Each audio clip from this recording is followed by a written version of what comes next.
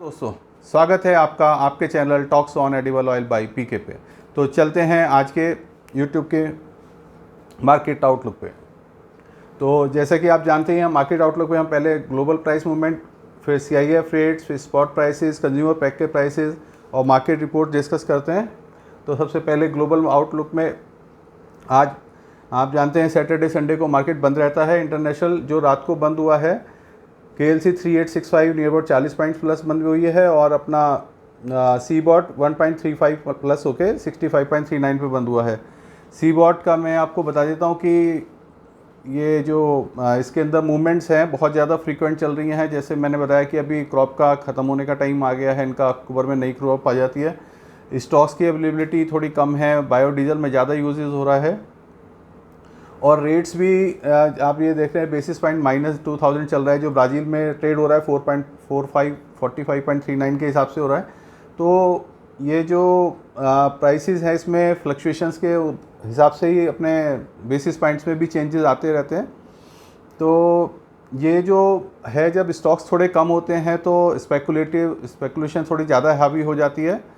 तो वही इसके अंदर हम देख रहे हैं, कभी एक 100 पॉइंट रिलीज दिन में 100 पॉइंट बढ़ जाते हैं, शाम को 100 पॉइंट गिर जाते हैं। तो कल 1.135 प्लस पे बंद हुआ है ये आपका। इंटरनेशनल मार्केट के अंदर जो CIF रेट इंडिया में रेट कोड होते हैं, जो हमारा कल शाम हमने दोपहर में बताया था, उसके बाद जो शाम को ये ट्रेड हुआ है, ये भी 4 अगस्त का ही है। आज तो हमने मार्केट बंद है, तो जो कल शाम को ट्रेड हुए हैं, जो शाम को कोटिंग हुई है, हम उसी बारे में बात कर रहे हैं। तो 905 से RBD 900 पे आ गया था। CPO 940 से 930 आ गया था। निगम सोया का लास्ट में 1070 कोडिंग हो रही थी और सन ऑयल का 1030। ये तो सन ऑयल देखें हैं थोड़ा सा मार्केट में डाउनवर्ड है, तो नीचे घटा के कोड किया गया क्योंकि अराइवल्स बहुत ज़्यादा हैं और उतनी उस हिसाब से हमारे, अगर हम नॉर्थ की बात करें तो इसके अंदर सनफ्लावर की इतनी डिमांड नहीं रहती है। इसमें रिफाइनिंग कॉस्ट भी नियर अबाउट 2 रुपये किलो ज़्यादा रहती है सोयाबीन ऑयल से। तो उसी प्राइस से अगर हम सोया और सन को बराबर रेट कोट करना है तो उसको अपना 2 रुपये के करीब ये प्राइसेस को डाउन रखना पड़ता है। अभी हम बात करेंगे स्पॉट प्राइसेस की। तो मस्टर्ड के अंदर जो है मौसम ख़राब चल रहा है, अराइवल्स मंडियों में बहुत कम है। ट्रेडर्स के पास जितना माल था वो सब ऑलरेडी काफ़ी हद तक ख़त्म हो चुका है या ख़त्म हो रहा है। तो उस हिसाब से ऑयल की अवेलेबिलिटी और सीड की अवेलेबिलिटी थोड़ी टाइट बनी हुई है, लेकिन डिमांड भी जो है खाली कुछ मैंने जैसे आपको बताया ब्रांडेड कंपनीज़ की ही चल रही है। तो 113 रुपये तक भी कोट किया गया, लेकिन ना बाइंग सेलिंग कोई ज़्यादा नहीं हुई है। सोया रिफाइंड 50 पैसे ज़रूर बढ़ा के कल सुबह से बाद में शाम को जो 95.5 तक कोट किया गया। RBD पाम 84.5 जो 3 अगस्त को था, वो आज सुबह 85.5 कोट करा जा रहा है। तो अगर लेना चाहें तो 10-20 पैसे कम तक भी मिल सकता है। सन ऑयल का रेट 95.5 जो नियर अबाउट सोयाबीन के करीब भी कोट करा जा रहा है। कॉटन मेंटेन रहा है, राइस ब्रांड मेंटेन है, ग्राउंडनट मेंटेन है। मस्टर्ड का जैसे मैंने आपको बताया अभी कि थोड़ा सा सप्लाईज लाइन काफ़ी ज़्यादा टाइट है, उस हिसाब से 5975 जयपुर कंडीशन कोड करा गया। गंगानगर अंदर 5925 से 5975 काम हुए हैं और जो कुछ कंपनीज़ हैं उन्होंने जो कंडीशंस इनकी टाइट रहती है उनका 6025 तक भी काम सुना गया है जयपुर के अंदर। ये हमारे कंज्यूमर पैक के रेट्स होते हैं आज के मार्केट के हिसाब से क्या आ रहे हैं। तो 85.5 हमारे जो पामोलिन का पोर्ट का रेट है, उस हिसाब से हमारी जो कॉस्टिंग आ रही है 1548 आ रही है। सोया रिफाइंड की 1698 आ रही है और मस्टर्ड की 1955 आ रही है। इसके अंदर मैंने जैसे आपको बताया 1 रुपये मार्जिन, 1 रुपये डिपो एक्सपेंसेस हम इंक्लूड रखते हैं क्योंकि ये लोकल का रेट्स होते हैं। दिल्ली, हरियाणा और यूपी के रेट लेते हैं हम।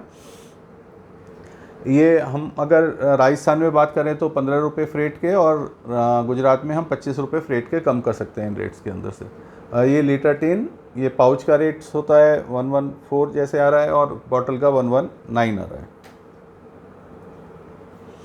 तो आज की रिपोर्ट डिस्कस कर लेते हैं। कोई ज़्यादा रिपोर्ट्स तो है नहीं आज मार्केट में, लेकिन एक तो क्रूड ऑयल का फ्यूचर हम फर्दर जो है स्ट्रॉन्ग ही आए जा रहा है। आपका जो पीछे 70 आ गया था पीछे एक महीने के अंदर, नियर अबाउट 17% की इंक्रीज़ हम क्रूड ऑयल के अंदर देख चुके हैं। तो क्रूड ऑयल का जब इंक्रीज़ होता है तो इसके अंदर बायोडीज़ल के अंदर थोड़े से ऑयल्स के जाने के चांसेस बढ़ जाते हैं। ये हमें थोड़ा सा ध्यान रखना चाहिए। तो हमें इस पर नज़र बना के रखनी पड़ेगी। अगर ये क्रूड ऑयल 85-90 के गया तो इसका ऑटोमेटिकली इम्पैक्ट हमारे एडिबल ऑयल प्राइसेस पे भी आएगा। एडिबल ऑयल की जो है सप्लाईज इसके अंदर बढ़ सकती है। क्रूड ऑयल के अंदर थोड़ा सा ये भी बढ़ा दें कि कल जो है यूक्रेन ने जो है अटैक किया है रशिया के कुछ पोर्ट्स पे जहाँ पे ये टर्मिनल पे काम होता है क्रूड ऑयल का, तो उसकी वजह से भी थोड़ा डिस्टर्बेंस जो क्रिएटेड हुई है उसकी वजह से भी क्रूड ऑयल के प्राइसेस के अंदर तेज़ी देखी गई है। पाम ऑयल का स्टॉक्स जो है, जो अभी एमपीओसी की फिगर अभी आई नहीं थी जो है जुलाई एंड की, लेकिन जो बाहर से मैसेज आ रहे हैं, जो वहाँ पे जो मिनिस्ट्री से कमेंट्स आ रहे हैं, उनके हिसाब से स्टॉक्स बढ़ रहे हैं। इंडिया में पिछले महीने एक्सपोर्ट भी बढ़ा है और स्टॉक्स भी बढ़े हैं, और इंडिया में इंपोर्ट भी यहाँ पे काफ़ी बढ़ा है और स्टॉक्स भी ज़्यादा हैं। तो थोड़ा सा पाम ऑयल एक मेजर कंसर्न रहेगा। तो इसकी वजह से ब्राज़ील में हम बात करें तो क्रॉप वहाँ पे फरवरी से शुरू होती है, मई तक आती है। तो धीरे धीरे सोयाबीन के ऊपर, और नई क्रॉप जो सीबॉट की है वो हमारी अक्टूबर से शुरू होगी। तो सोयाबीन में और पाम के अंदर हम थोड़ा सा डिफरेंस देख सकते हैं, क्योंकि पाम का अब सीज़न का टाइम है और पाम ऑयल थोड़ा सा प्रोडक्शन ज़्यादा रहेगी और अवेलेबिलिटी ज़्यादा रहेगी, और तो इस सोयाबीन की ऊपर उतनी क्रशिंग भी थोड़ी कम रहेगी और सोयाबीन के ऊपर प्रेशर भी थोड़ा कम रहेगा। तो हम धीरे धीरे ये देख सकते हैं कि पाम ऑयल के अंदर और जो सोयाबीन के अंदर जो डिफरेंस $130-40 का है, ये धीरे धीरे बढ़ के $200 भी हो जाए।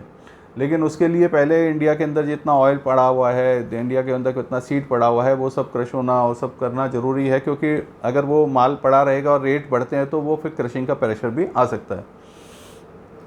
हाँ, आज एक ये रिपोर्ट हमने अपना जो मेन हेडिंग भी बनाया था, हैफेड ने अनाउंस कर दिया है 3 अगस्त का एक सर्कुलर आया है कि 10 अगस्त तक उन्होंने लोगों से क्रशिंग प्लांटों से टेंडर मांगे हैं कि हम आपको सीड देंगे और आप उसके अगेंस्ट में हमें ऑयल दीजिए, जिसकी सप्लाई हम पीडीएस में और स्टेट्स के अंदर हम ऑयल की करना चाहते हैं।